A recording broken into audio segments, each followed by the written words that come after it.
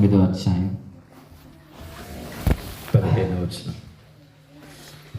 లూకాసు వార్త 8వ అధ్యాయం 15వ వచనం. మంచి నేల నుండి విత్తనమును పోలిన వారెవరనగా యోగ్యమైన మంచి మనసుతో వాక్యము విని దాన్ని అవలంబించి ఓపికతో ఫలించువారు. హల్లెలూయా. ఒకటి, మన జీవితంలో మనం ఏదైనా వస్తువు కొనేటప్పుడైనా, ఏదైనా కూరగాయలు కొనేటప్పుడైనా మంచి కొంటామా చెడ్డవి కొంటామా? మరి మనం కూడా మంచి నేలలో పడాలనా బీడు భీములలో పడాలనా? మనమైతే అన్నీ మంచి కోరుకుంటాం, కానీ దేవుడు మనల్ని ఏం కోరుకుంటున్నాడు? మనం మంచిగా విత్తపడడాన్ని కోరుకుంటున్నాడు. నీవైతే నీ కంటికి అన్నీ మంచి కనపడాలి, మంచి వాటిని ఆశించాలని కోరుకుంటున్నావు, కానీ దేవుడు నీ మంచితనాన్ని కోరుకుంటున్నాడు. కానీ దేవుడికి నచ్చేటువంటి ఆ మంచితనం మనలో కనపడాలంటే మనలో ఏముండాలి? ఓపిక. చెప్పండి ఒకసారి, చెప్పాలి గట్టిగా. విత్తనం వేసిన ఎమ్మటే మామిడికాయలు కాసేస్తుందా? నిన్న విత్తనం వేసి ఇవాళ మామిడికాయలు ఈ ప్రభావ అండితా చెప్పండి. అది దానికి కొంచెం టైం ఉంటుంది. నీ జీవితంలో కూడా యేసు ప్రభుని ఎదుర్కోవడానికే ఈ కొద్ది సమయాన్ని దేవుడు ఇచ్చాడు. ఈ లోకంలో 70 సంవత్సరాలు నీకు ఆయుష్ను దేవుడు ఇచ్చింది. ఎందుకంటే ఒకరోజు ఆయన కొట్టులోనికి నీవే ఒక ఫలంగా చేర్చబడాలి. మంచి గోధుమ వలె ఆయన కొట్టులోనికి చేర్చబడాలి. కనుక ఎవరు చేర్చబడతారు ఆయన కొట్టుకులోకి అంటే ఓపికతో. చెప్పండి ఒకసారి. మరి ఎవరికి ఓపిక ఉంటుంది? ఎవరైతే దేవుని యొక్క వాక్యాన్ని మంచిగా యోగ్యమైన మంచి మనసుతో వాక్యాన్ని విని దాన్ని అవలంబించిన వాళ్ళు. చెప్పండి ఒకసారి. పరిశుద్ధంగా జీవించండి అంటే పరిశుద్ధంగా జీవితాన్ని అవలంబన అంటే సాధకం చేసుకున్న వాళ్ళే ఆయన కొట్టులోనికి చేర్చబడతారు. కనుక అందరూ కొట్టులోకి చేర్చబడతారంటే అది అబద్ధం.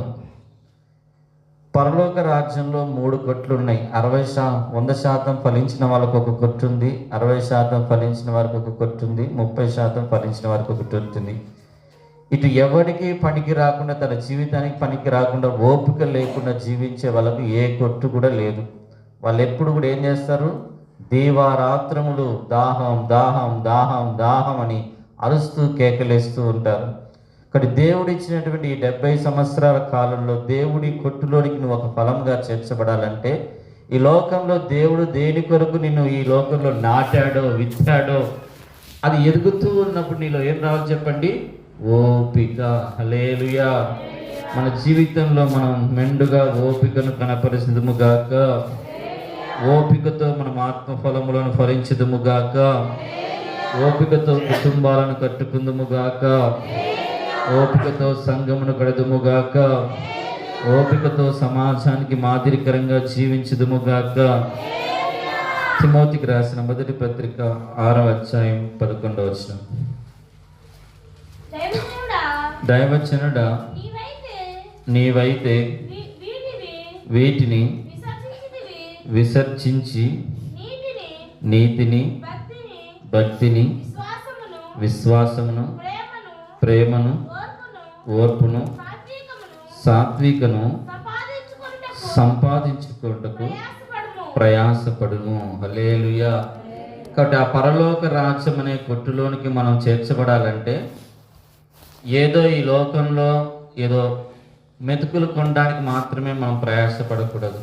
పరలోక రాజ్యం అనే కొట్టులోనికి ప్రవేశపరచాలంటే కొన్నిటిని మనం ఈ లోకంలో సంపాదించుకోవాలి. వాటిని సంపాదించుకోవడానికి ప్రయాసపడమని దేవుని యొక్క వాక్యం కూడా సెలవిస్తుంది. ఇటు దైవ సేవకుల్ని ఎందుకు అంత బలంగా దేవుడు హెచ్చరించడానికి గల కారణం ఏంటంటే దైవజనుడే లోకంలో ఉన్న సంపాదన కొరకు, డబ్బు కొరకు సంపాదించుకోవడానికి ప్రయాసపడితే ఇప్పుడు సంఘమంతా కూడా దేని కొరకు ప్రయాసపడుతుంది? క్షేమైపోయే ధనాన్ని సంపాదించుకోవడానికే ప్రయాసపడుతుంది. అందుకే నువ్వు సంఘానికి ఒక మాదిరివి కనుక దైవజనుడా పై 2 వచనాల్లో గమనిస్తే అనేకులు ధనాపేక్ష కలిగి వారు నాశనంలోకి వెళ్ళినట్టుగా మనం చూస్తున్నాం. వారు ధనాన్ని సంపాదించుకోవాలని ఆతృతలో పడి ఒక ఉరిలోనికి వెళ్ళినట్టుగా చూస్తున్నాం. కానీ నా కుమారుడైన తిమోతి, వాటిని విసర్జించి నువ్వు క్షేమైపోయే వాటిని సంపాదించుకోవడానికి ప్రయాసపడకు, కానీ అక్షయమైన వాటిని సంపాదించుకోవడానికి ప్రయాసపడు. అవి పరలోకమందున తండ్రి నీకు అనుగ్రహిస్తాడు అని ఆ తిమోతిని హెచ్చరిస్తున్నట్టుగా మనం చూస్తున్నాం. ఎందుకంటే నువ్వు కట్టేటువంటి సంఘం క్షేమైన దాన్ని సంపాదించుకోవడానికే ప్రయాసపడే సంఘం అయితే అది కొట్టులోనికి చేర్చబడదు. నువ్వు కట్టేటువంటి సంఘం అది అక్షయమైన వాటిని సంపాదించుకోవడానికి ప్రయాసపడింది అయితేనే అది దేవుని కొట్టులోనికి చేర్చబడుతుంది. హల్లెలూయా. ఈరోజు చాలా సంఘాలు ఒక నామకార్థపు సంఘాలుగా మార్చబడడానికి కారణం ఏంటంటే క్షయమైపోయే వాటి మీదనే బోధ అంతా కేంద్రీకరమైపోతుంది. క్షయమైపోయే అలంకరణ మీదనే బోధ అంతా కేంద్రీకరించబడుతుంది. చెట్టు చూస్తే పచ్చగా ఉంది, కానీ ఒక్క ఫలము కూడా దానిలో లేదు. అందుకే ఆ దారిలో ఉన్న అంజూరపు చెట్టును చూసి ఏదైనా ఒక ఫలమును కోర్చుకొని తిందాము, కొట్టులోకి చేర్చామంటే దానిలో ఒక్క ఫలము కూడా లేదు. చివరిగా చూస్తే ఆ చెట్టు ఎండిపోయినట్లుగా మనం చూస్తున్నాం. ఈ రోజుల్లో ఒక పచ్చగా ఉండే పైకి కనబడే ఒక లోక సంబంధమైన భౌతికమైన ఆశీర్వాదాన్ని లోకం చూస్తుంది, కానీ అంతరంగమైనటువంటి ఆశీర్వాదాన్ని, ఆధ్యాత్మికమైన ఆశీర్వాదాలను సంఘం సవి చూడట్లేదు. అందుకే 100%లో ఎత్తబడే సంఘం 25% మాత్రమే ఆ 100 కలిగినటువంటి ఆ కొట్టులోనికి చేర్చబడుతుంది. మిగతా 75% క్రైస్తవులు విడిచిపెట్టబడుతున్నారు. మరి క్రైస్తవులే 75% మంది విడిచిపెట్టబడితే ఇంక అన్యజనులు ఎంతమంది ఉన్నారు? హల్లెలూయా. ఒకటి, ఇది కడవరి కాలం. ఎవరు 100 ఫలిస్తారంటే మంచి మనస్సాక్షితో వాక్యం విని, ఈ వాక్యము దేవుడు నన్ను ఒక మంచి పరలోక రాజ్యంలో ఉన్నతమైన సియోను యెరూషలేములోనికి నన్ను చేర్చడానికే దేవుడు నా కొరకే ఈ వాక్యాన్ని అందిస్తున్నాడని ఆ వాక్యాన్ని విని దాన్ని అవలంబించడానికి ఎవరైతే ఓపికతో ఉంటారో వారే ఒకరోజు 100 పంటగైన ఆ పరలోక రాజ్యానికి వెళ్ళబోతున్నారు. హల్లెలూయా. ఓపికతో మనం ఈ లోకంలో దేవుణ్ణి సంతోషపెడదుము గాక. అటువంటి ఆత్మ సంబంధమైన భక్తిని, విశ్వాసమును, ప్రేమను, ఓర్పును, సాత్వికను సంపాదించుకోవడానికి ప్రయాసపడదుము గాక. హెబ్రీయులకు రాసిన పత్రిక 6వ అధ్యాయం 15వ వచనం. ఆ మాట నమ్మి అతడు ఓర్పుతో సహించి ఆ వాగ్దాన ఫలమును పొందెను. హల్లెలూయా. ఒకటి, 2025 సంవత్సరంలో దేవుడు మనకు వాగ్దానాలు చేసి ఉన్నాడు. ఈ వాగ్దానాలన్నీ పొందుకోవాలంటే ఏం కావాలి? మరి ఇప్పుడు మనకి ఓపిక. చెప్పండి ఒకసారి, చెప్పాలి గట్టిగా. అబ్రహాము వాగ్దానాన్ని స్వతంత్రించుకోవడానికి ఎన్ని సంవత్సరాలు పట్టింది? దాదాపు 25 సంవత్సరాల కాలం పట్టింది. హల్లెలూయా. నిన్ననే పిలుచుకున్నాం, ఇలా గర్భం తెరవమని ఏడ్చిందా? చెప్పండి. ఓపిక. చెప్పండి ఒకసారి. మన జీవితంలో మనం అవలంబించవలసింది, నేర్చుకోవలసింది మొదట ఏం చెప్పండి? ఓపిక. ఓపిక లేకుండా నీకు ఎన్ని ఉన్నా అవి ఒకరోజు శూన్యంగా మార్చబడుతాయి. దేవుడిచ్చిన ప్రతి వాగ్దానం నీ జీవితంలో అది ఫలభరితంగా మార్చబడాలంటే నువ్వు ఎంత ఓపికతో దేవుని సన్నిధిలో ఎదుగుతావో అంతగా దేవుడు నువ్వు ఊహించిన దానికంటే అత్యధికమైన బహుమానాన్ని ఆయన అనుగ్రహించేటువంటి దేవుడు. హల్లెలూయా. చూడండి, మీకు కొన్ని ఎగ్జాంపుల్స్ చెప్తాను. ఒకప్పుడు ఒక 60-70 సంవత్సరాల క్రితం ఒక టీచరు స్కూల్లో ఉన్న పిల్లలందరినీ కూర్చోబెట్టి అందరికీ మిఠాయిలు కొనుక్కొచ్చి పెట్టారు. లడ్డూలు, కారాలు, స్వీట్లు తీసుకొచ్చి టేబుల్లో ఉన్న ప్రతి వారికి ఇచ్చి ఒక షరతు పెట్టాడట. 10 నిమిషాల వరకు ఎవ్వరు మిఠాయిలు తినొద్దని చెప్పి ఆ పిల్లల ముందు మిఠాయిలు పెట్టి వెళ్ళిపోయారు. ఇప్పుడు పిల్లల పరిస్థితి ఎట్టుంది? వీళ్ళ ముందు ఒక 10 కారపొట్టాలు, 10 స్వీట్లు పెట్టినాం అనుకో, వాళ్ళది ఎట్లుంటుంది చెప్పండి? ఎప్పుడు కుట్టుకుందామా, ఎప్పుడు తీసుకుందాం, ఎప్పుడు కుట్టుకుందామా, ఎప్పుడు తీసుకుందాం, ఎప్పుడు కుట్టుకుందామా, ఎప్పుడు. ఆ టీచర్ ఎంత సమయం పెట్టింది చెప్పండి? 10 నిమిషాల తర్వాత ఏం చేయొచ్చు? అయిపోయేదాకా తినవచ్చు.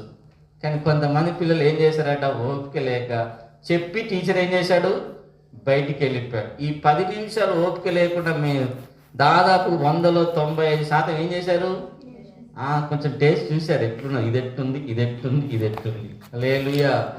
టీచర్ మళ్ళా తిరిగి వచ్చి ఎవరెవరు మిఠాయిలు తిన్నారు, ఎవరెవరు మిఠాయిలు తినలేదో లెక్క చూస్తే అలా ఒక 5గురు మాత్రమే ఉన్నారు. వాళ్ళ పేర్లు మాత్రం డైలీ రాసుకొని ఒక 15-20 సంవత్సరాల తర్వాత వాళ్ళు ఎక్కడున్నారో కనుక్కొని వారి పొజిషన్ చూస్తే ఈ 5గురు దేశంలో ఉన్నతమైన స్థానంలో ఉన్నారు. ఈ 95% మంది ఎక్కడెక్కడో బజార్లలో తిరుగుతూ ఒక చిన్న స్థానాల్లో ఉన్నారు. ఈ 5గురు మాత్రం ఎలా ఉన్నారు? ప్రపంచానికి ప్రయోజనకరమైనటువంటి స్థానంలో ఉన్నారు. హల్లెలూయా. ఒక జీవితంలో 10 నిమిషాలే ఓపిక పట్టునోడు అనేకులకు ఆశ్చర్యకరంగా మార్చబడతారా చెప్పండి? హల్లెలూయా. చూడండి, ఆ చిన్ననాటితనం నుండే వాళ్ళలో ఉన్న ఓపిక దేశం యొక్క ఉన్నత స్థానంలోకి నిలబడడానికి సహాయం చేసింది. హల్లెలూయా, హల్లెలూయా.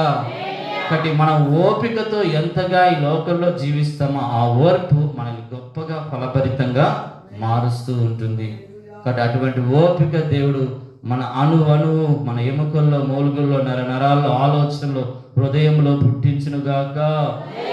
ఓర్పుతో ఈ లోకంలో ఫలించుదుముగాక. ఆ ఓర్పు మన జీవితంలో గొప్ప ద్రోహ కార్యాలు జరగకుండా కూడా అది మనం కాపాడుతున్నట్టుగా మనం చూస్తున్నాం. కాబట్టి ఒక క్రైస్తవుడికి కావలసిన ఒక ఆయుధం ఏంటంటే ఓర్పు.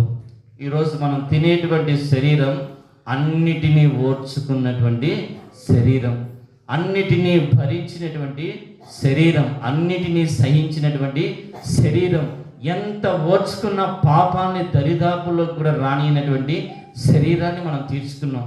ఆయన మీద ఎన్నో పాపపు ఆశలు తగిలాయి. ఆయన మనవలే శోధించబడ్డాడు.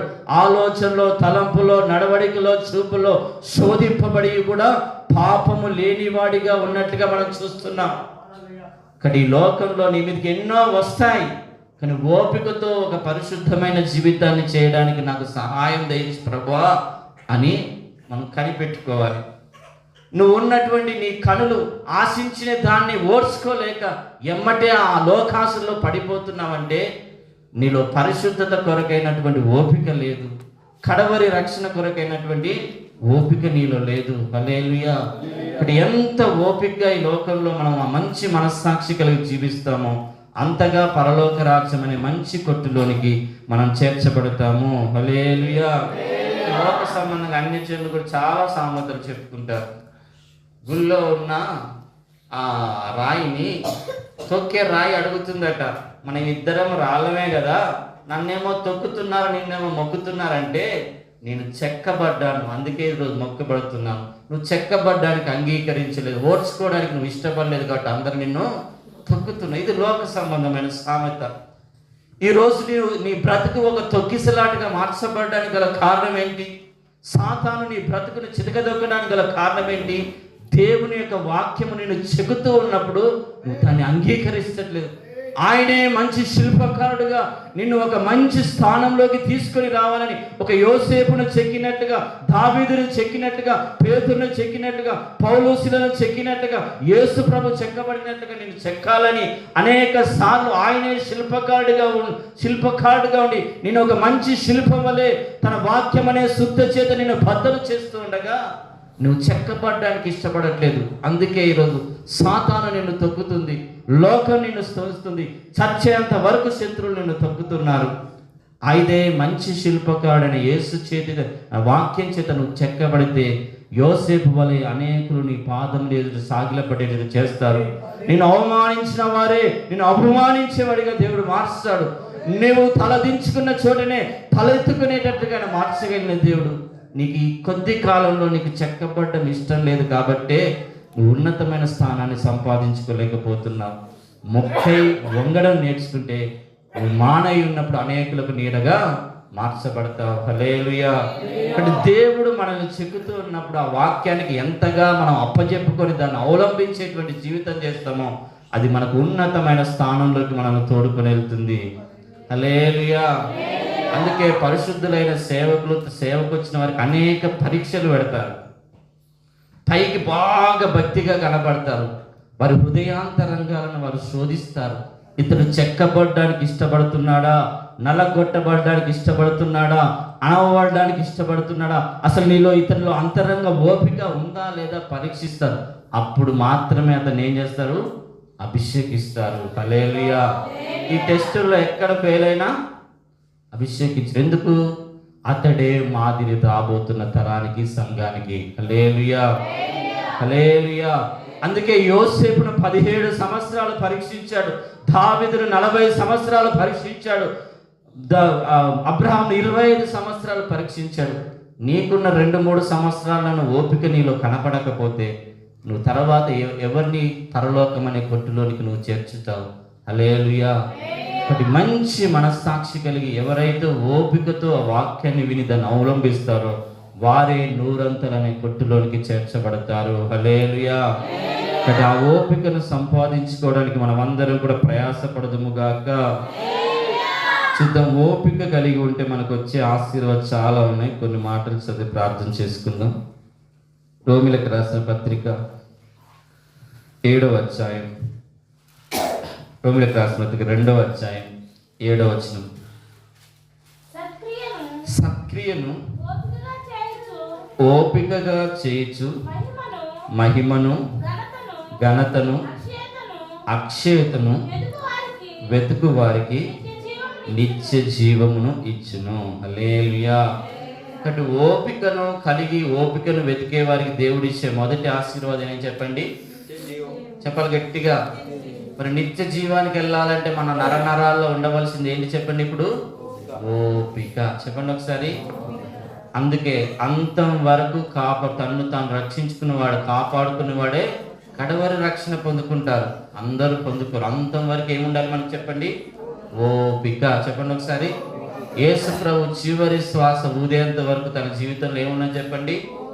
అందుకే అన్ని నామముల కంటే పైనామంగా మార్చబడ్డాడు. పరలోకం మీదను, భూమి మీదను, పాతాల మీద, అన్నిటి మీద ఆయనకు అధికారం ఇవ్వబడింది. ఒకరోజు 1000 సంవత్సరాల పరిపాలనలో నీవు కూడా ఈ లోకం అన్నిటి మీద అధికారము కలిగి ఆయనతో పాటు రాజ్య పరిపాలన చేయాలంటే సహించిన వారైతే ఆయనతో పాటు ఏలుబడి చేస్తారని దేవుని యొక్క వాక్యం శ్రవిస్తుంది. ఈరోజు దేవుని కొరకు ఏం సహిస్తున్నావు నువ్వు? ఒకసారి 2024 సంవత్సరంలో ఏమి సహించలేకపోయావు? ఈ 2025 సంవత్సరంలో దేవుని కొరకు ఓర్చుకోవడానికి సహనము కలిగి ఈ 2025 సంవత్సరంలో పరిగెత్తు. దేవుడు ఓపికతో ఉన్న నీ జీవితాన్ని గమనించి వాగ్దానాలన్నీ కూడా నెరవేరుస్తాడు. హల్లెలూయా, హల్లెలూయా. కుటుంబం కొరకు ఎన్నో ఓర్చుకుంటున్నావు, పని కోసం ఎన్నో ఓర్చుకుంటున్నావు, పని చేసే దగ్గర ఎన్ని మాటలన్నా ఓర్చుకొని చేస్తున్నావు. కానీ నిన్ను సృష్టించిన సృష్టికర్త కొరకు ఏదైనా ఓర్చుకొని దేవుని కొరకు నువ్వు పని చేయగలుగుతున్నావా? హల్లెలూయా. బట్ ఎంత ఓపిక కలిగి మనం దేవుని సన్నిధిలో ఎదుగుతామో మనకు వచ్చే మొదటి ఆశీర్వాదం నిత్య జీవము. హల్లెలూయా. అటు ఓపికతో ఆ నిత్య జీవాన్ని మనం స్వతంత్రించుకుందాము గాక. చచ్చిపోయే సమయంలో ఏమొచ్చిందో దొంగకి చెప్పండి? ఇంకొకటికి అప్పటి గుర్రాల. కొంతమందికి ప్రాణం పోతుంటే కూడా ఓపిక రాదండి. ఇంకో దొంగకి ఏమొచ్చింది? ప్రభువా నేను చేసిన దానికి న్యాయమే, ఇది ఓర్చుకుంటాయి బాధలన్నీ. అయితే నేను చనిపోయినాక కూడా అంత భయంకరమైన స్థితిలోకి వస్తుంది, నేను ఓర్చుకోలేను. అవి భయంకరం, అవి ఎంత ఏడ్చినా కూడా విడుదల పొందుకోలేని దినాలు. ఇక్కడ ఆ ఓర్చుకోలేని దినాలకు వెళ్లకుండా ప్రభువా నేను చేసిన పాపములను క్షమించి నీతో పాటు పరదేశులకు వచ్చేటప్పుడు నాకు అవకాశం అని కోరుకున్నాడు. ఆ భయంకరమైన ఓర్చుకోలేని శ్రమంలో అతను ఏం చేశాడు? దేవుడు విడిపించాడు. ఇంకొకరికి ఉందా ఓర్పు? ఏం ఓర్పు లేదు. కంఠంలో ప్రాణం పోతున్నా కూడా కొంతమందికి ఓపిక రాదండి. సత్యంతగా రాదు. కట్టెబట్టుకొని నడుస్తున్నా కూడా కొంతమందికి ఓపిక ఉండదండి. హల్లెలూయా. విజయవాడలో మొన్న ఒకసారి రైల్వే స్టేషన్ దిగిన యమగొట్టుకుంటారు. చూస్తే 2 కాళ్ళు, చేతిలో కర్ర పట్టుకొని ఈ కుంటుడు ఆ కుంటుడు ఏం చేసుకుంటున్నారు? ఎంత కోపం ఉందంటే వారి ముఖాల్లో సైతానే కనపడుతుంది వారి ముఖాల్లో. హల్లెలూయా. దేవుడు వారికి అంత స్థితిలో పెట్టినా కూడా ప్రతిరోజు ఒకరి దయ మీద ఆధారపడుతూ భిక్షమెత్తుకొని బతకవలసిన వారిలో ఏం లేదు చెప్పండి? కరుణ లేదండి. హల్లెలూయా. ఇంకెవడన్నా వాళ్ళని చూసినప్పుడు భిక్షం వేయాలనిపిస్తుంది ఎప్పటి వాడికి? మనుషుల దయ కోరుకునేవాడు ఇంకొక మనిషి మీద దయ చూపించలేని గుడ్డితనం. అయ్యో నాకు కాలు లేవు, వాడికి కాలు లేవని చూడండి, ఓర్వ లేకుండా చూడండి కొట్టుకుంటూ ఉన్నట్టుగా మనం చూస్తున్నాం. అటువంటి వాడికి భిక్షం వేయాలని అనిపిస్తుందా చెప్పండి? పరిశుద్ధ గ్రంథంలో కూడా ఈ సామెత ఉంది. హల్లెలూయా. పరలోక రాజ్యము ఏం చేసిందట, ఒక లెక్క చూసుకుంటూ ఉన్నాడట. ఆ మాటలు చదువు, మత్తయి సువార్త 18వ అధ్యాయం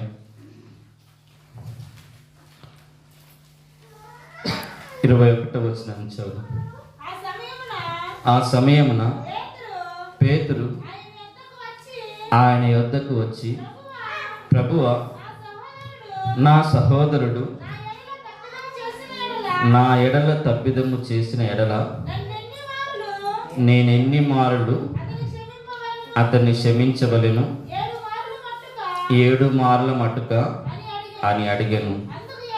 అందుకు యేసు అతనితో ఇట్లనెను, 7 మార్లు మటుకే కాదు, 70 ఏండ్ల మార్లు మటుకని నీతో చెప్పుచున్నాను. కావున పరలోక రాజ్యము తన దాసుల యొద్ద లెక్క చూచుకొని గోరిన ఒక రాజును పోలి ఉన్నది. అతడు లెక్క చూచుకొని మొదలుపెట్టినప్పుడు అతనికి 10,000 తలాంతులు అచ్చి ఉన్న ఒకడు అతని యొద్దకు తేబడెను. హల్లెలూయా. ఇప్పుడు పేతురుకు బుద్ధి తీసుకురావడానికి, పేతురులో ఒక రూపాంతరపు అనుభవం తీసుకురావడానికి యేసుప్రభు ఏం చేస్తున్నాడు? ఇప్పుడు ఒక పరలోక రాజ్యాన్ని ఒక ఉపమానంతో పోలుస్తూ పేతురుకు అక్కడ చెబుతూ ఉన్నట్టుగా చూస్తున్నాం. పేతురు, నీకెప్పుడూ దుర్స్వభావమే, ఎప్పుడూ తొందరపడే స్వభావమే, ఎక్కడ సందు దొరికితే వాడిని కత్తితో నరుకుదామనే చూస్తున్నావు, వాడి చెవులు తెగ నరుకుదామనే చూస్తున్నావు. ఇదిగో పరలోక రాజ్యాన్ని గురించిన ఒక ఉపమానం చెప్తున్నాను, విను అని చెప్పి, ఇదిగో 10,000 తలాంతులు అప్పు కలిగినటువంటి ఒక దాసుడు ఆ అప్పిచ్చినటువంటి యజమాని దగ్గరికి వచ్చినప్పుడు, నాను ఇచ్చినటువంటి 10,000 తలాంతులు నాకు ఇవ్వు అంటే ఆ దాసుడు అంటాడు, ఇవి ఇవ్వడానికి నా దగ్గర స్తోమత లేదు అంటాడు. అప్పుడు ఆ రాజు ఏమంటున్నాడు, నీకు కలిగినది నీ భార్యను నీ పిల్లలను అమ్మి నా అప్పు తీర్చమని అడిగాడు. అప్పుడు ఆ దాసుడు ఏం చేస్తున్నాడు చెప్పండి? కాళ్ళ దగ్గర సాగిలపడి, కొద్దిగా నన్ను ఓర్చుకొనుము, నీ అప్పంతా తీర్చేస్తాను. హల్లెలూయా, హల్లెలూయా. భార్యలను పిల్లలను ఉన్నదంతా అమ్ముకోమని చెప్పిన వాడు ఏం చేశాడు? ఓర్చుకొని కొద్ది కాలం సమయం ఇచ్చాడు. ఇప్పుడు ఇతడు ఎట్లా వెళ్ళాలి? ఒక కృతజ్ఞత హృదయంతో ఇంటికి వెళ్ళాలి. వెళ్తూ వెళ్తూ వెళ్తూ వెళ్తూ ఏం చేశాడు? నేను ఎంతమందికి అప్పిచ్చానని జ్ఞాపకం చేసుకుంటూ, అరే నా అప్పు క్షమించాడే అని ఆలోచించకుండా, నేను ఎంతమందికి అప్పిచ్చానని ఏం చేస్తున్నాడు ఇతడు? ఎవరెవరికి అప్పిచ్చానని తెలుసుకుంటూ అతడు ఒక 100 రూపాయలు అప్పిచ్చిన వాని దగ్గరని వెళ్ళి, ఇదిగో నీకు ఒకప్పుడు 100 నాణెములు అప్పిచ్చాను కదా, వాటిని కట్టు అన్నాడు. ఆ దాసుడు కూడా ఏం చేశాడు? ఇప్పుడు ఈ దాసుని దగ్గర మోకరిల్లి నన్ను ఓర్చుకొని సాగిలపడి నమస్కరించిన ఈ దాసుడు ఏం చేశాడు? మరి నేను 10,000 తలాంతులు అప్పు ఉంటే ఆయన నన్ను క్షమించాడు కదా, మరి ఈ 100 అప్పులు ఉన్నవాడు కూడా నా ఎదురు సాగిలపడినప్పుడు నేను క్షమించాలని మనసు లేకుండా ఏం చేశాడట? అతన్ని చెరసాలకు అప్పచెప్పినట్టుగా మనం చూస్తున్నాం. హల్లెలూయా, హల్లెలూయా. అప్పుడు ఎప్పుడైతే అతడు చెరసాల్లోకి వెళ్ళిపోయాడు, ఏం జరిగింది? అక్కడున్న దాసులు అతనికి వెళ్ళి చెప్పారు, 10,000 తలాంతులు, నీవు నీ దగ్గర 10,000 అప్పిచ్చిన వాడిని నువ్వు క్షమిస్తే, అతడు కనికరించబడి వెళ్తూ తన దగ్గర అప్పు తీసుకున్న 100 తలాంతులు గల వాడిని క్షమించలేదు. క్షమించకపోవడాన్ని బట్టి అతన్ని హింసించి అతన్ని చెరసాల్లో వేశాడు అని ఎప్పుడైతే ఆ రాజుకు వర్తమానం వెళ్ళిందో, ఏమైంది చెప్పండి? ఆ రాజు వచ్చి ఇతన్ని తీసుకుపోయి కూడా ఏం చేశాడు? చెరసాల్లో వేయించాడు. హల్లెలూయా. నిజంగా 10,000 తలాంతులకు వెళ్ళిన వాడికి జైలు శిక్ష ఉందా ఇంతకుముందు? లేదు. దేవుడు తన్ను క్షమించిన ప్రకారం తన దోషి దాసుని క్షమించలేకపోయాడు కాబట్టి ఏమొచ్చింది ఇప్పుడు? శిక్ష. హల్లెలూయా, హల్లెలూయా. నువ్వు ఇన్ని భయంకరమైన పాపాలు నువ్వు చేస్తున్నా, దేవుడు క్షమిస్తున్నా, నీకంటే తక్కువ పాపాలు చేసిన నీ కుటుంబ సభ్యులను నువ్వు ఓర్చుకోకుండా నువ్వు హింసిస్తున్న విధానం చూసి దేవుడు నీకు ఎంత శిక్షలు వేస్తాడో తెలుసా? దాన్ని నువ్వు భరించలేవు. హల్లెలూయా. నువ్వు ఎంత భయంకరమైన పాపివైనా దేవుడు నేను కనికరిస్తున్నా, నీకంటే కొంచెము తక్కువ పాపాలు చేసిన వారిని నువ్వు క్షమించకుండా విర్రవేగుతూ నేనే పరిశుద్ధుని లెక్క నీ ఇష్టం వచ్చినట్టుగా నువ్వు జీవిస్తున్నావే, ఆ జీవితాన్ని బట్టి దేవుడు నేను ఏం చేస్తాడో తెలుసా? భయంకర, నీకు వచ్చేది ఒకంత శిక్ష అయితే 700 శిక్షలోనికి నిన్ను తోడుకొని వెళ్తాడు. హల్లెలూయా, హల్లెలూయా. నీ పరలోకపు తండ్రి నిన్ను ఓర్చుకొని ఇంకా నిన్ను భూమి మీద సజీవ లెక్కలో ఉంచి నేను ఇంకా బ్రతుకు అని సెలవిచ్చినాక నీకన్నా తక్కువ పాపాలు చేసిన వారిని నువ్వు ఇంకా ద్వేషాలు పెట్టుకొని నువ్వు జీవిస్తున్నావంటే, కాబట్టి నీకు ఒకంత వచ్చే శిక్ష 700 వస్తుంది. హల్లెలూయా. ఇక్కడ దేవుని రాజ్యం మనం ఎంతగా ఓర్చుకొని జీవిస్తే అంత అత్యున్నతమైన స్థానంలోకి వెళ్తాం. దేవుడు మనల్ని ఓర్చుకున్న విధానాన్ని మనం జ్ఞాపకం తెచ్చుకోకుండా, ఓర్పు లేకుండా ఎంతగా ఈ లోకంలో బ్రతుకుతామో 700 శిక్షకు మనం పాత్రులుగా మార్చబడతాం. హల్లెలూయా, హల్లెలూయా. ఇప్పుడు ఓపిక లేకుండా జీవించడాన్ని బట్టి అతనికి ఏం జరిగింది? ద్రోహ కార్యం. చెప్పండి, ఓర్పు ఉంటే గొప్ప ద్రోహ కార్యాలు జరుగుతాయా? ఇప్పుడు ఓపిక లేక దాన్ని బట్టి ఆ 10,000 తలాంతులు వెళ్ళిన వాడు ఏమైపోయాడు? 100 తలాంతుల కంటే ఎక్కువ శిక్షను అనుభవించినట్టుగా మనం చూస్తున్నాం. హల్లెలూయా, హల్లెలూయా. అందుకే పౌలు అంటాడు, పాపులలో ప్రధానుడనైన నన్ను కనికరించి నన్ను నమ్మకస్తుడిగా ఎంచావయ్యా. ఏ పాటి వాడను చచ్చేంత వరకు అనేకులను పాపంలోంచి విడిపించడానికి ఎంత ఓర్చుకున్నాడు. ఎన్నిసార్లు ఓడల వలన ఆపదలోను, ఆకలి దెబ్బల వలన ఆపదలోను, వస్త్రహీన వలన ఆపదలోను, కొరడాల దెబ్బల వలన ఆపదలోను ఎన్ని దేవుని కొరకు సహించాడు. ఒకసారి చచ్చాడు అనుకుని వదిలేసి వచ్చారు, అయినా మరలా కొన ప్రాణంతో లేచి వచ్చి సువార్తను చాటించాడు. హల్లెలూయా. ఈ ప్రధాన పాపిని ఖండించినందుకు నేను దేవుని కొరకు ఎంత ఓర్చుకోవాలో తన జీవితాన్ని ప్రపంచానికి ఒక మాదిరికరంగా పెట్టినట్టుగా మనం చూస్తున్నాం. హల్లెలూయా. ఈరోజు నువ్వు ఒక్కరినైనా సహించగలుగుతున్నావా? మంచిగా ఉన్న వాళ్ళను సహించడం చాలా తేలిక. హల్లెలూయా. ఎందుకంటే వాళ్ళ కొరకు ఏమైనా ఓర్చుకోవాల్సిన అవసరం ఉందా చెప్పండి? అసలు మన ఓర్పు పోకుండా వాళ్ళు ఏం చేస్తారు? మనం కూల్ కావడానికి చాలా చేస్తారు. హల్లెలూయా. మన మనస్య ఉన్నాడు, మన మైకేల్ ఉన్నాడు, వాడు నన్ను కూల్ చేయడానికి ఏం చేస్తారు చెప్పండి? వచ్చి షేక్ హ్యాండ్ ఇచ్చి వాడు తీసుకెళ్తూనే ఉంటాడు. అంటే వాడికి ఏమున్నది? కోపం రానియకుండా. చూడండి, వాళ్ళకి ఏమున్నది? చిన్నపిల్లలకే ఇంత జ్ఞానం ఉంటే నీకెంత జ్ఞానం ఉండాలి మరి? నీ యజమానుడు దేని బట్టి నిన్ను కోపిస్తున్నాడో ఆ యజమాన్ని కూల్ చేయగలిగిన దైవ జ్ఞానం నీకు అవసరం లేదా?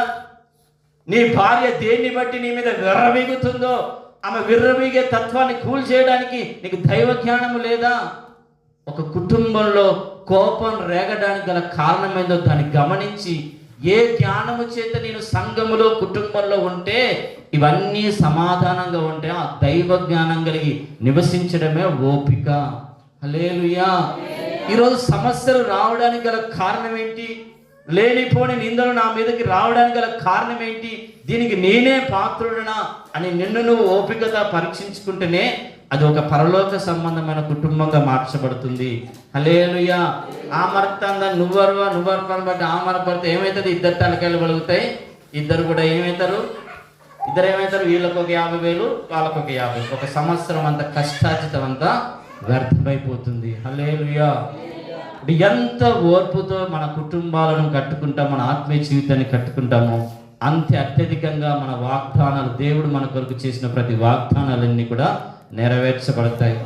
ఈరోజు నువ్వు తింటున్న శరీరాన్ని సాధారణమైన శరీరంగా భావిస్తే ఒక్క వాగ్దానం కూడా నీలో నెరవేర్చబడదు.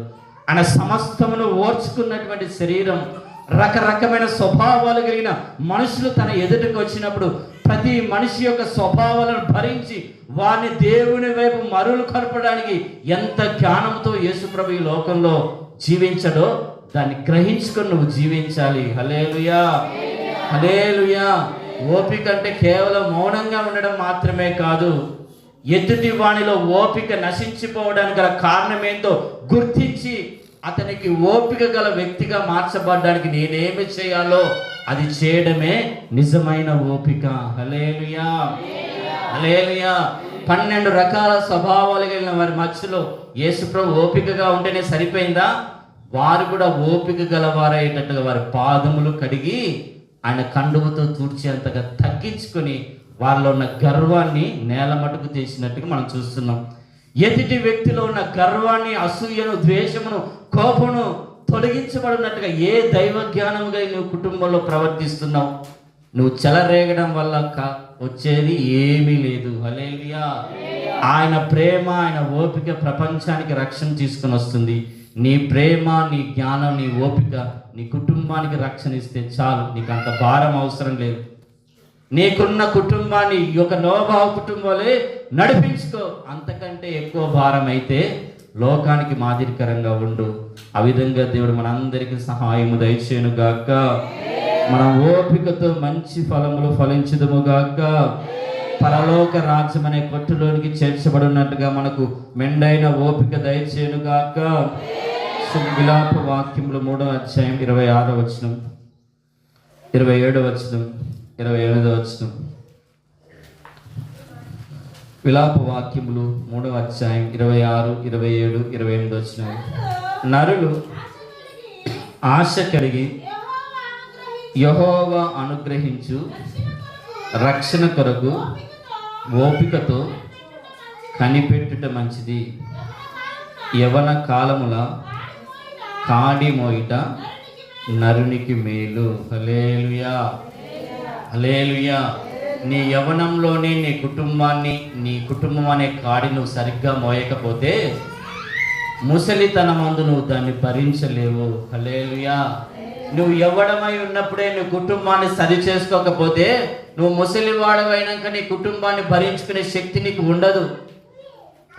అందుకే ఎవడై ఉన్నప్పుడే ఏలి తన కుమారులను కనుక సరి చేసుకోగలిగితే అంత భయంకరమైన శాపం వచ్చేదో చెప్పండి.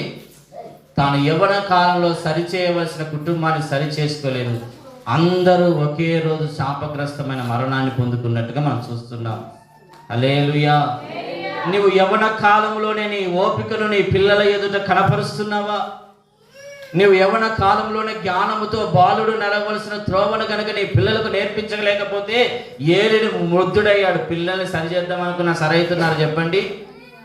నువ్వు సరి చేయవలసిన వయసులో సరి చేయకపోతే వాడు మ్రానైనాక నువ్వు ఎంత వంచినా వంగుతాడో చెప్పండి. దేవుడు నీకు ఇచ్చినటువంటి యవ్వన కాలంలోనే కాడి దేవుడి మీద పెట్టాడు. నీ కుటుంబాన్ని కట్టుకోవలసిన జ్ఞానాన్ని దేవుడు నీకు ఇస్తుండగా దాన్ని కట్టుకో. హల్లెలూయా. లేకపోతే వాళ్ళే నీ మీద ఒకరోజు తిరగబడే వారిగా మార్చబడతారు. నీ యవ్వన కాలంలో కనుక నీ కుమారులకు సరైన ప్రవర్తన చేయకపోతే సచ్చేంత వరకు నువ్వు ఎటు చచ్చినా కూడా వాళ్ళు ఆలోచించరండి. హల్లెలూయా, హల్లెలూయా. ఏ చేతులతో నీ పిల్లలను పెంచావో అదే చేతులు నేను అనాథలుగా పెడితే అనాథాశ్రమాల్లో ఉన్న పిల్లలకైనా అన్నం పెడతారు, కానీ నీకు అన్నం పెట్టరు. ఎందుకంటే ఆ కృతజ్ఞత జ్ఞానం ఉండదు. ప్రపంచంలో స్థలం ఎక్కడ లేకున్నా తన గర్భంలోనే స్థానం ఇచ్చినటువంటి ఆ కుమారుడు ఇప్పుడు నీకే స్థానం లేకుండా ఈ లోకంలో నిన్ను విడిచిపెడతాడు. ఎందుకో తెలుసా? నీవు యవ్వనుడై ఉన్నప్పుడే శ్రేష్టమైన భక్తిని నీ పిల్లలకు నువ్వు నేర్పించలే. ఆ భక్తిని అలవర్చుకున్న యోసేపు అంటాడు, నేను నిన్ను నీ పిల్లలను పోషిస్తాను అంటున్నాడు. హల్లెలూయా, హల్లెలూయా. ఈరోజు నీ పిల్లల్ని సరిగ్గా దైవభక్తిలో పెంచకపోతే ఏ పిల్లలకు నీ గర్భంలో నువ్వు స్థానం ఇచ్చావో ఆ పిల్లలే తన ఇంట్లో కూడా నీకు స్థానం ఇవ్వరండి. హల్లెలూయా. కనీసం కొంతమందికి అయితే మూలలో కూడా స్థానం మీరు అనాథాశ్రమాల్లో ఈరోజు ఒడిచి పెడుతున్నారు. కారణం ఏంటి? యవ్వన కాలంలో కాడి, దేవుని యొక్క కాడి నీ మీద మోపుకోలే. లోక కాడి బాగా మోసుకున్నావు. బిల్డింగ్లు కట్టించాలి, పిల్లల్ని మంచిగా చదివించాలి, పిల్లలకు మంచి పెళ్లిళ్ళు చేయాలి, పిల్లల్ని ఉన్నతమైన స్థానంలో పెంచాలని లోక కాడిని పెట్టుకున్నావు. కానీ దైవ కాడిని నీ మీద పెట్టుకొని బాలుడు నడవలసిన త్రోవను వారికి నేర్పించలే. అందుకే ఈరోజు నీ వృద్ధాప్యంలో నీ పిల్లలను బట్టి నువ్వు కన్నీరు కార్చవలసిన పరిస్థితి వస్తుంది. హల్లెలూయా, హల్లెలూయా. ముదిమి వచ్చేంత వరకు ఎత్తుకునే దేవుడు నీ పక్షంగా, నీ పిల్లలు నీ పక్షంగా ఉండాలంటే యవ్వన కాలంలో నీకు అనుగ్రహించిన పిల్లలు బాణం వలె దేవుని కొరకు జీవించినట్టుగా నువ్వు కాడిని భరించాలి. హల్లెలూయా, హల్లెలూయా. అనాథ పిల్లలు వేసినట్టుగా హాస్టల్లో పడి వదిలేయడం కాదు, వారికి వరకు ప్రతిరోజు విజ్ఞాపన చేయడం మొదలు పెట్టాలి. హల్లెలూయా, హల్లెలూయా. ఎంతగా మన కాడిని యవ్వన కాలంలో మనం మోస్తామో ఒక ప్రయోజనకరమైనటువంటి భవిష్యత్తును మన పిల్లలకు ఇవ్వగలుగుతాం. ఒక మాదిరికరమైన కుటుంబాన్ని ప్రపంచానికి ఇవ్వగలుగుతాం. హల్లెలూయా. అందుకే ఆ థామస్ ఆల్వా ఎడిసన్ అనే వ్యక్తి ఒక పనికిరాని వ్యక్తిగా ఉన్నప్పుడు యవ్వన కాలంలో పొందుకున్న ఆ కుమారుణ్ణి తన భుజముల మీద రాజ్యభారమును పెట్టుకొని ప్రపంచానికి ప్రయోజనకరమైన కుమారుడిగా మార్చాలనుకున్నదండి. హల్లెలూయా. అదే గనక దేవుని కాడి ఆ థామస్ ఆల్వా ఎడిసన్ తల్లి మీద లేకపోతే ప్రపంచంలో ఎంత మందిని వాడు నాశనం చేసేవాడు. హల్లెలూయా. ఈరోజు కొడుకులు కూతులు తాగుబోతులుగా, తిరుగుబోతులుగా, వ్యభిచారులుగా ఉత్తగనే మార్చబడడు. దేవుని కాడి వాడి భుజముల మీద లేకపోవడాన్ని బట్టే లోకం యొక్క కాడిని మాత్రమే పెట్టుకొని తిరుగుతున్నావు. అందుకే లోకంలో ఉన్న పాపం అంతా నీ పిల్లల మీదకి వస్తుంది. సత్యంత వరకు తాగుడు మానడు, సత్యంత వరకు భూతులు మానడు, సత్యంత వరకు లోక స్నేహం మానడు, సత్యంత వరకు సంపాదన గమనిస్తే ఒక్కటి కూడా ఆత్మ సంబంధంగా ఖర్చు చేయడు, అన్ని శరీర సంబంధమైన ఖర్చులే. హల్లెలూయా. అటు ధనం వల్ల ప్రయోజనం లేదు, జీవితం వల్ల ప్రయోజనం లేదు, పిల్లల వల్ల ప్రయోజనం లేదు. ధనవంతుడు ఏం సంపాదించుకున్నాడు చెప్పండి? ఏమీ రాలేదు. హల్లెలూయా. ఈరోజు నీ బ్రతికేమైపోతుంది ఒకసారి గమనించుకో. నీ ముదిమి వచ్చేంత వరకు దేవుడిని ఎత్తుకుంటాను వాగ్దానం చేసిన దేవుడు నీ పిల్లలు దేవుళ్ళో నడిచినట్టుగా నీ యవ్వన కాలంలో దేవుడు మోపిన కాడిని భరిస్తున్నావా? కేవలం లోక సంబంధమైన బాధ్యతలు తీరిపోయేటట్టుగా లోక సంబంధమైన కాడి మాత్రమే నీ భుజముల మీద మోసుకుంటున్నావా? హల్లెలూయా. ఈరోజు ఎంతమంది తల్లిదండ్రులు అని పిల్లలను చేతులు పట్టుకొని సినిమా థియేటర్లకు తీసుకొని పోతున్నారు, కానీ పిల్లలను చేతులు పట్టుకొని మందిరానికి తీసుకొని రాలేకపోతున్నారు. పిల్లలను చేతిలో పట్టుకొని పిక్నిక్లకు, బార్ షాప్లకు తీసుకుని వెళ్తున్నారు, కానీ అదే పిల్లలను చేతిలో పట్టుకొని మందిరాన్ని తీసుకొస్తున్నారా? వీళ్ళంతా లోక సంబంధమైన కాడి, ఆత్మ సంబంధమైన కాడి వారి మీద మోపబడలేదు. హల్లెలూయా. ఎంత ఆత్మ సంబంధమైన కాడి మన భుజముల మీద ఉంటుందో ఆ కాడి మనకు పరిపూర్ణమైన విశ్రాంతిని, నెమ్మదిని కలుగజేస్తుంది. హల్లెలూయా. ఇక్కడ ఓపికతో మనం ఆత్మ సంబంధమైన కాడిని మోసేవారిగా ఉండాలి. ఎంత ఓపిక ఉంటే నిష్ప్రయోజకమైన థామస్ ఆల్వా ఎడిసన్ని ప్రయోజనకరంగా మార్చింది. హల్లెలూయా. సంవత్సరాల తరబడి వాక్యం వింటున్నా కానీ ఒక్క బిడ్డను కూడా ప్రయోజనకరంగా మార్చలేకపోతున్నావు. నీవు ఎదగడం వల్ల ఎవరికి ప్రయోజనం? హల్లెలూయా. నీకు చదువు రావడం వల్ల ఎవరికి ప్రయోజనం? నీకంటే బర్లు కాసుకునేవాడు నయం. ఈరోజు కొడుకుల్ని సైంటిస్టులుగా మారుస్తున్నాడు. హల్లెలూయా. నువ్వు ఎంత చదివితే లాభం? పిల్లలకు వాళ్ళు కూడా రావట్లేదు, ఏబీసీలు కూడా రావట్లేదు. నువ్వే పెద్ద భక్తి రాగు వల్ల ఎగిసిపడుతున్నావేమో. జాగ్రత్త. కాడి లేని భక్తి అది పరలోక రాజ్యానికి ఆశీర్వాదం కాదు. హల్లెలూయా. హల్లెలూయా. జార్జ్ ముల్లర్ ప్రపంచంలో ఉన్న అనాథ పిల్లలందరినీ పోషించే విశ్వాసంతో నడిపించే ఒక యోధుడిగా మార్చబడ్డాడటండి. తాను పోషించబడ్డం మాత్రమే కాదు, ప్రపంచంలో ఉన్న అనాథ పిల్లలందరినీ కూడా విశ్వాసంతో పోషించాడండి. ఒక్క 3 పిల్లల్ని పోషించడానికి అల్లాడిపోతున్నావే, ఏది నీ విశ్వాసం? హల్లెలూయా. ఎప్పుడు లోక సంబంధమైన కాడేనా? ఆత్మ సంబంధమైన కాడి ఉంటే అనుదినానికి కావాల్సిన ఆరోగ్యాన్ని దేవుడు ఇస్తాడు. అనుదినానికి కావాల్సిన పోషణ విషయంలో నూతనమైన ద్వారాలు దేవుడు తెరుస్తాడు. హల్లెలూయా. కానీ ఆ విధంగా ఓపికతో మరి దేవుడిచ్చే ఆ కడవరి రక్షణ కొరకు మన మీద కాడిని ఎత్తుకుందుము గాక. హల్లెలూయా. 3వ వాక్యం ప్రకటన గ్రంథం 3వ అధ్యాయం 10వ వచనం. ప్రకటన గ్రంథం 3వ అధ్యాయం 10వ వచనం. నీవు నా ఓర్పు విషయమైన వాక్యమును గైకొంటివి గనక భూనివాసులను శోధించుటకు లోకమంతటి మీదికి రాబోవు శోధన కాలంలో నేనును నిన్ను కాపాడెదను. హల్లెలూయా. ఎంత ఓపికతో ఈ వాక్యాన్ని అవలంబిస్తూ నిన్ను, నీ జీవితాన్ని, నీ కుటుంబాన్ని కట్టుకుంటావో ప్రపంచం మీదకి కొన్ని ఉగ్రత దినాలు రాబోతున్నాయి. ప్రపంచంలో ఓర్పు లేని వారందరికీ కూడా ఒక ఉగ్రత దినం ఉంది, తీర్పు దినం ఉంది. ఆ దినమున నువ్వు తప్పించబడాలంటే ఈ లోకంలో దేవుని వాక్యాన్ని ఓపికతో అవలంబించాలి. హల్లెలూయా. కాబట్టి ఇప్పుడు శోధనలోంచి తప్పించుకోవాలంటే వాక్యాన్ని అనుభవించాలా, లోకాన్ని ఓపికతో భరించాలా? ఎంత ఓపికగా ఈ లోకంలో వాక్యము కొరకు నువ్వు ఓపిక కలిగి జీవిస్తావో ప్రపంచం యొక్క పునర్జన్మ యందు నీకు ఒక శ్రేష్టమైన శోధన కాలం అనేది లేకుండా, తీర్పు అనేది లేకుండా, శిక్ష అనేది లేకుండా నిన్ను తప్పిస్తాడు. హల్లెలూయా. అక్కడ సత్యంత వరకు లోక కాడే మోస్తావా, దేవుని కాడి కూడా భుజముల మీద పెట్టుకుంటావా? నువ్వు తినేటువంటి శరీరం అది రాజ్య భారమును భుజముల మీద మోసుకున్నటువంటి శరీరం.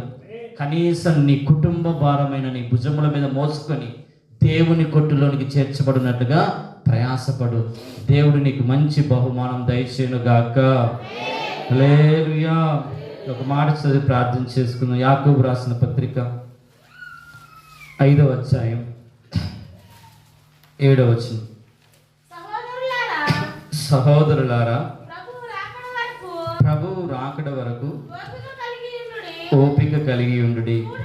చూడుడి, వ్యవసాయకుడు తొలకరి వర్షమును కడవరి వర్షము సమకూడు వరకు విలువైన భూఫలము నిమిత్తము ఓపికతో కాచుకొనుచు దాని కొరకు కనిపెట్టును కదా.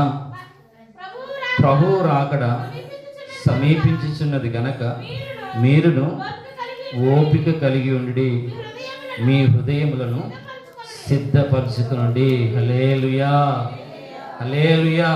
ప్రపంచంలో అత్యధికంగా ఒక మంచి వ్యవసాయం చేసేది ఎవరు చెప్పండి?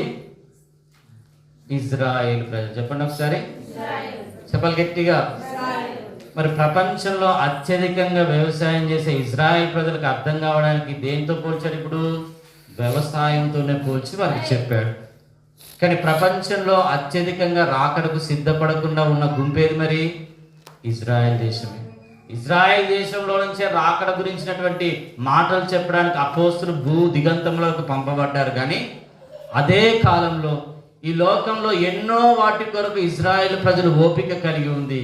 కానీ దేవుని రాకడ కొరకు దేవుని వాక్యం నిమిత్తం ఓపిక లేదు. దేవుడే వారిని కొద్దిగా అడ్డుబండగా పెట్టి మనము ఫలించడానికి వారికి అడ్డుబండగా ఉన్నట్లుగా మనం చూస్తున్నాం. హల్లెలూయా, హల్లెలూయా. ఇంకొక అడ్డుబండ అయితే దేవుడు నీ కొరకు పెట్టలేదు, వాళ్ళకు అడ్డుబండ పెట్టాడు మనం ఫలించాలని. మరి నీకెవరు అడ్డుబండగా ఉన్నారు ఫలించడానికి? హల్లెలూయా.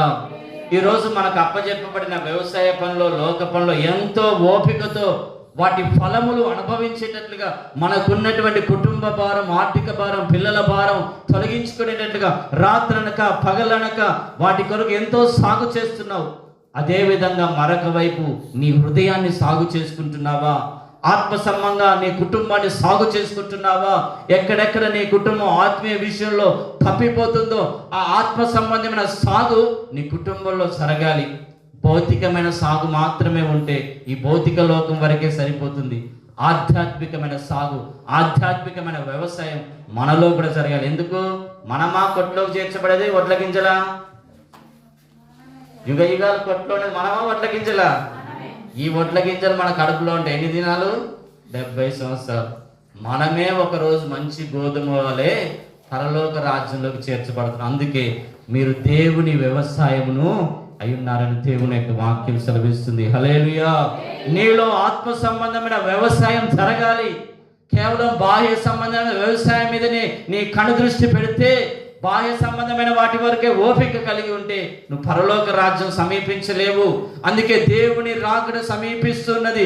ఓపిక కలిగి ఒక ఆత్మ సంబంధమైన వ్యవసాయం దేవుని కట్టులోనికి నీవే ఒక మంచి ఫలముగా, మంచి గోధుమలో చేర్చబడినట్లుగా నీ ఆత్మీయ జీవితాన్ని దున్నుకో, సాగు చేసుకో, దానికి నీరు కట్టు, దానికి ఎరువై, దాని మీద వర్షము కురిపించబడినట్టుగా కడువరి వర్షము చేత తడపబడి దేవుని రాకలు ఎత్తబడినట్లుగా ఒక ఆత్మ సంబంధమైన వ్యవసాయం నీ జీవితంలో జరగాలి. హల్లెలూయా. అప్పుడే నువ్వు ఆ పరలోక రాజ్యం అనే కొట్టులోనికి నువ్వే ఒక ఫలముగా, ఒక మంచి గోధుమలే చేర్చబడతావు. హల్లెలూయా, హల్లెలూయా. కాబట్టి నువ్వు గురుగుల వలె ఉండకూడదు, తుర్పాలు పడితే ఎగిరిపోయే గోధుమల వలె ఉండకూడదు. కానీ ఒక గట్టి విత్తనం వలె దేవుని రాజ్యంలో చేర్చబడిన ఒక మంచి గోధుమ వలె నువ్వు మార్చబడినట్టుగా దేవుని రాకడ సమీపిస్తున్న ఈ కాలంలో ఆత్మ సంబంధం వ్యవసాయం నీలో జరిగించు. ఆ విధంగా దేవుడు నీకు సహాయము దయచేయునుగాక. నిశ్చయంగా ప్రభు రాకడ కొరకు మీరు ఓపికతో ఫలించుదురుగాక. ఆయన రాజ్యమనే మరి సియోను యెరూషలేము అనే కొట్టులోనికి మీరు చేర్చబడుదురుగాక. ప్రభు కృప మీకు తోడైండి ఆయన రాకడ పర్యంతం ఓపికతో జీవించడానికి మీకు సహాయము దయచేయునుగాక. ఇప్పుడు కళ్ళు మూసుకుని బల్లాల్లో పాల్గొన్న వాళ్ళు మరొక క్రమంగా కూర్చుకొని సిద్ధపడి ఉండండి.